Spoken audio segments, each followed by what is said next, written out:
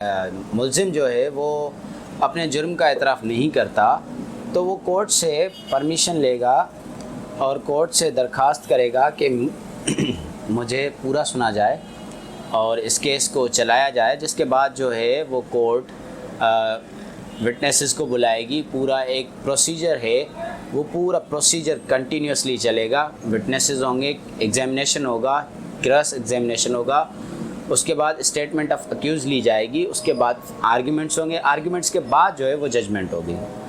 तो जजमेंट के बाद भी अगर वो गिल्टी होता है तो उसके पास अपील का हक है कि वो हाई कोर्ट में चला जाए कि जो ट्रायल कोर्ट है उन्होंने जो उसको सज़ा दी है वो गलत दी है, तो वो हाई कोर्ट से रुजू कर सकता है अपील में जाके।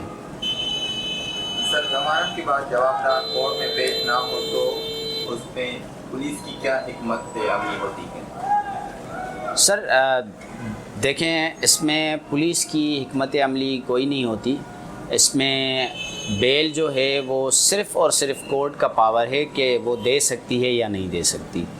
तो कोर्ट जो है वो ये करेगी, अगर के वो बंदा ज़मानत लेने के बाद नहीं आता तो वो जो उसका श्योरिटी भी होगा, यानी जो ज़ामिन होगा, जो बंदा उसकी ज़मानत दे रहा होगा, उसको बुलाया जाता है। उसको बुला के उससे पूछा जाता है कि भाई जो मुलजिम है जिसके आप ज़ामिन हो वो कहाँ है। अगर वो कहता है कि मेरा उससे कोई ताल्लुक़ है या आइंदा आने वाली डेट्स पे मैं उसको लेकर आऊँगा, तो जो है वो कोर्ट उसको लीनियंट व्यू में देखती है। हाँ, अगर वो ये कहता है कि सर मुझसे उसका राब्ता ख़त्म हो चुका है, तो वो जो श्योरिटी बॉन्ड्स जो उसने पैसे या जो गाड़ी या जो प्रॉपर्टी उसने कोर्ट में सबमिट करवाई होती है, तो उसको वो कोर्ट ज़ब्त कर लेती है। और जैसे ज़ब्त होती है, ज़ब्त होने के बाद उसकी जो बेल होती है वो रिकॉल हो जाती है, यानी ख़त्म कर दी जाती है उसकी बेल। मुद्दई केस में ना आए तो जवाबदार क्या करता है, क्या करना चाहिए? ये आपने जो अभी सवाल किया, इसमें हमारे जो उमूमन वकला हैं वो जल्दी से, अगर वो मैजिस्ट्रेट ट्रायल होता है तो 249A लगाते हैं, acquittal at any stage by the magistrate.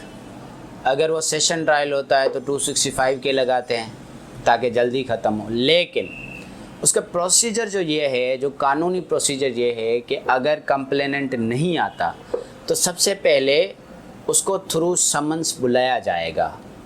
अगर एक मर्तबा नहीं आया, दूसरी मर्तबा उसको रिकॉल किया जाएगा। दूसरी मर्तबा नहीं आता, शो कॉज निकलेगा।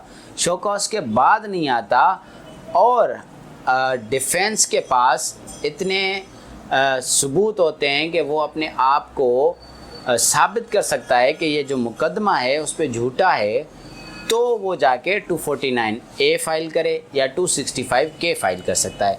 लेकिन ये दोनों पावर्स कोर्ट को है कि वो खुद भी 249A जो है वो लेके उसको बरी कर सकता है, और जो सेशन कोर्ट है उसको सो मोटो 265K लेने का भी पावर है कानून में। सर, अगर FIR झूठी साबित हो जाए तो जवाबदार मुद्दई के खिलाफ कोई एक्शन ले सकता है? जी, अगर चाहे कोर्ट में ही ये साबित हो सकता है कि जो FIR है वो झूठ पे मबनी है। इन वेरी फर्स्ट स्टांस, जैसे ही केस स्टार्ट होता है तभी पता चल जाता है कि ये जो FIR है ये झूठ पे मबनी है। तो जो जवाबदार है वो मैजिस्ट्रेट को या कोर्ट, कंसर्न कोर्ट को रिक्वेस्ट करेगा कि सर ये फैक्ट्स हैं, ये फिगर्स हैं, ये जो है कहानी है, इसके मुताबिक ये सारी FIR झूठी है, इसने मुझे डिफेम करने के लिए ये सारी चीज़ें की हैं, तो आप काइंडली इसके ऊपर FIR का हुक्म दे दें।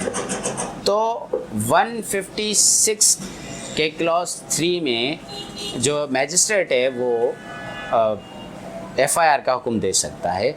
और साथ साथ अगर कोई मुद्दई झूठा मुकदमा करता है और उसमें मुलजिम ट्रायल चलने के बाद बरी हो जाता है, तो वो डेफेमेशन का केस फाइल कर सकता है सिविल कोर्ट में, हर्जाने का केस, जो भी उसके एक्सपेंसेस हैं, जो भी उसको नुकसान हुआ है, चाहे वो कारोबारी हो, चाहे उसकी जो रेस्पेक्ट है इन सोसाइटी, उस हिसाब से वो भी केस कर सकता है। लेकिन एक एफआईआर के बाद दूसरी एफआईआर नहीं करवा सकता। जैसे कि हमारे पास होता है कि एक पार्टी चली गई एफआईआर करवाने तो दूसरी पार्टी भी चली जाती है एफआईआर करने के लिए, तो ये नहीं होता। ये कानून में बिल्कुल सुप्रीम कोर्ट ने मना कर दिया है कि सेम इंसिडेंट की 2 एफआईआर और काउंटर एफआईआर नहीं हो सकती।